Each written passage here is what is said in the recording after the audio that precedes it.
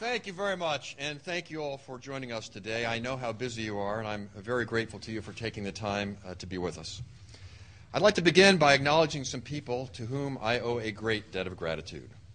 First, my wife, Susan, who for 25 years has stood by my side and without whose love and support so much I have been privileged to accomplish would never have been possible. As my father told me on the day we were married, son, you definitely married up.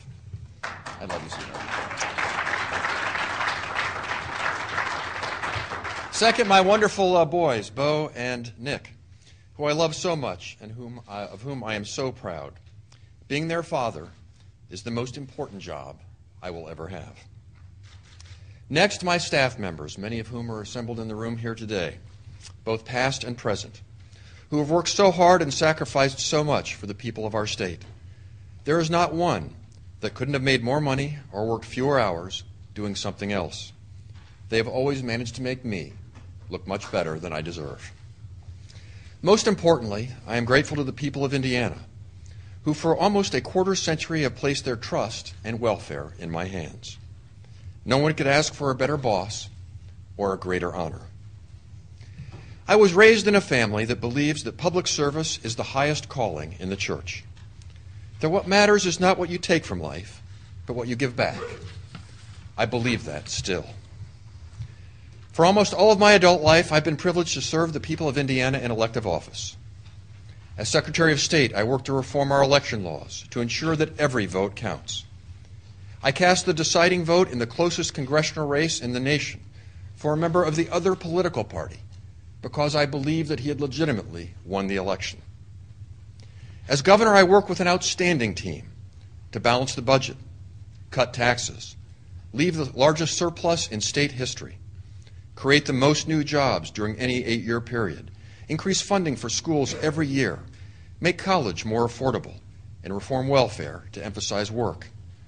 We raised water quality standards, created more new state parks than at any time since the 1930s, and raised the penalties for violent crime.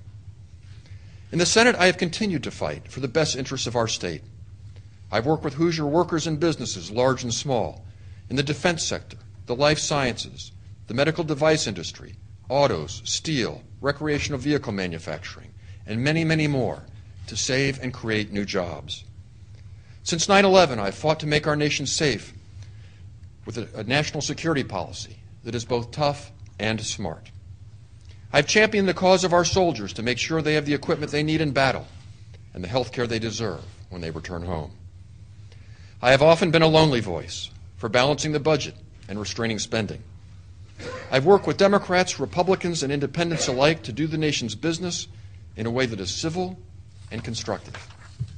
I'm fortunate to have good friends on both sides of the aisle, something that's much too rare in Washington today.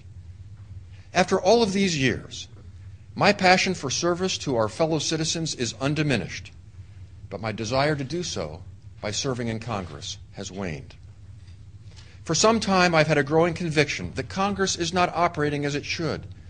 There is much too much partisanship and not enough progress, too much narrow ideology and not enough practical problem solving. Even at a time of enormous national challenge, the people's business is not getting done. Examples of this are legion, but 2 recent ones will suffice. 2 weeks ago, the Senate voted down a bipartisan commission to deal with one of the greatest threats facing our nation, our exploding deficits and debt.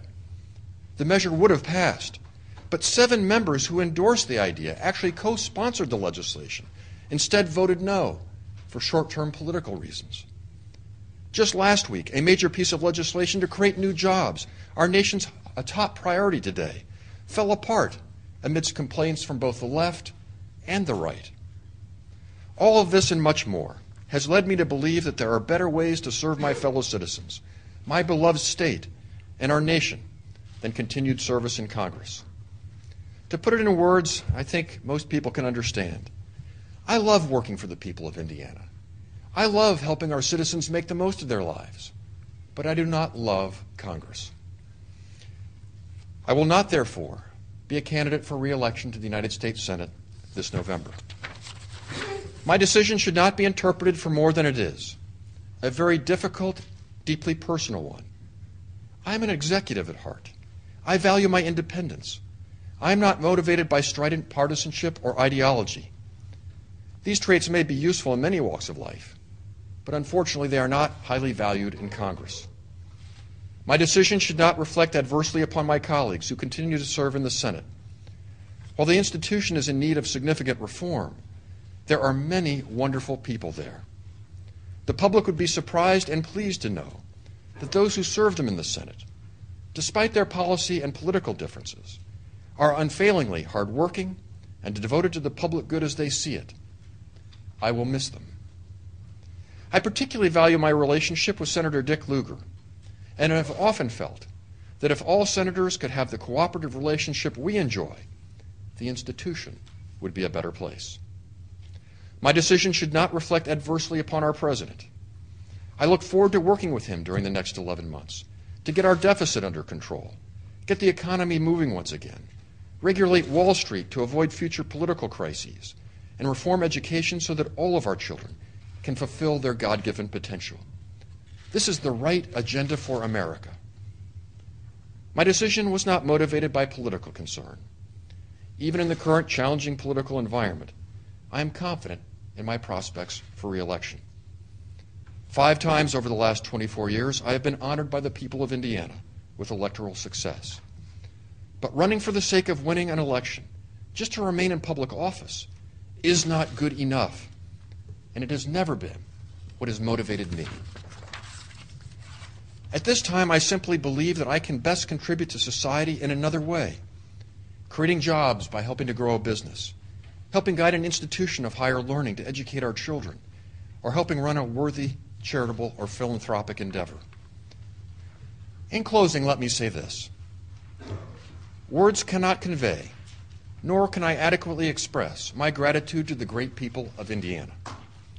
I will never forget those I have been privileged to serve, and those who have so kindly supported me. I've always tried to remember that my job is to work for Hoosiers, not the other way around. I am constantly reminded that if Washington, D.C. could be more like Indiana, Washington would be a better place.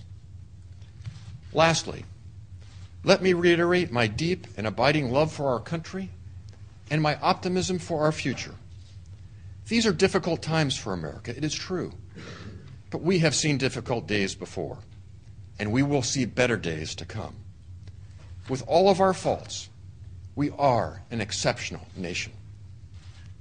I look forward to continuing to do my part, to meet the challenges we face as a private citizen, to work for solutions, not slogans, progress, not politics, so that our generation can do what Americans have always done, convey to our children an America that is stronger, more prosperous, more decent, and more just.